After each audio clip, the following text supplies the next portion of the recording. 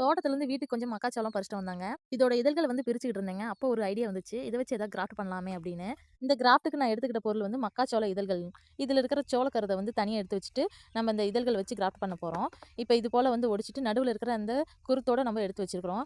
இப்ப நேரா வந்து எடுத்து இது எல்லாத்தையும் கரெக்ட்டா வச்சுட்டு, அதுக்கப்புறம் வந்து நம்ம வந்து இது கட் பண்ணிக்கலாம். பாதி ஷேப் நமக்கு போதும். ஃப்ளவர் ஷேப் தான் கொண்டு வர போறோம். அதுக்கு இது போதும். இப்ப வந்து இத வந்து ஒவ்வொரு மாடலா எடுத்து நம்ம ரவுண்ட் ஷேப்ல கட் பண்ணிக்க போறோம். ஒவ்வொரு மாடலும் எடுக்கும்போது நம்ம வந்து கட் பண்ணதுக்கப்புறம் இது வந்து கீழ மடக்கி விடணும். அப்பதான் வந்து அடுத்தது வந்து நம்ம கரெக்ட்டா கட் பண்ணுவோம். இல்லைன்னா சேர்த்து சேர்த்து கட் பண்ணோம்னா எல்லாமே ஒரே மாரி தெரியும்.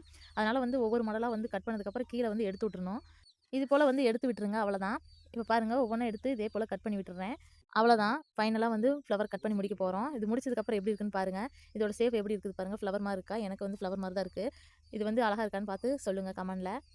இந்த வீடியோ பார்க்குற எல்லாத்துக்குமே வந்து ஒண்ணு சொல்லணுங்க. Happy Christmas! Thank you for watching. தோட்டத்துலேருந்து வீட்டுக்கு கொஞ்சம் மக்காச்சோளம் பறிச்சுட்டு வந்தாங்க. இதோட இதழ்கள் வந்து பிரிச்சுக்கிட்டு இருந்தேங்க. அப்போ ஒரு ஐடியா வந்துச்சு. இத வச்சு ஏதாவது கிராஃப்ட் பண்ணலாமே அப்படின்னு. இந்த கிராஃப்ட்டுக்கு நான் எடுத்துக்கிட்ட பொருள் வந்து மக்காச்சோள இதழ்கள். இதில இருக்கிற சோளக்கருத வந்து தனியா எடுத்து வச்சுட்டு, நம்ம இந்த இதழ்கள் வச்சு கிராஃப்ட் பண்ண போறோம்.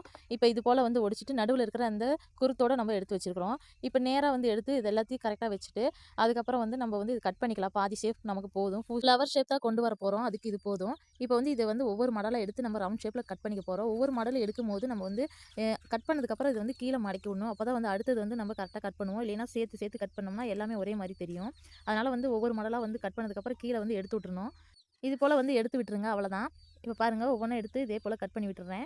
அவ்வளோதான். ஃபைனலா வந்து ஃப்ளவர் கட் பண்ணி முடிக்க போறோம். இது முடிச்சதுக்கப்புறம் எப்படி இருக்குன்னு பாருங்க. இதோட ஷேப் எப்படி இருக்குது பாருங்க. ஃப்ளவர் மாரி இருக்கா? எனக்கு வந்து ஃப்ளவர் மாரி தான் இருக்கு.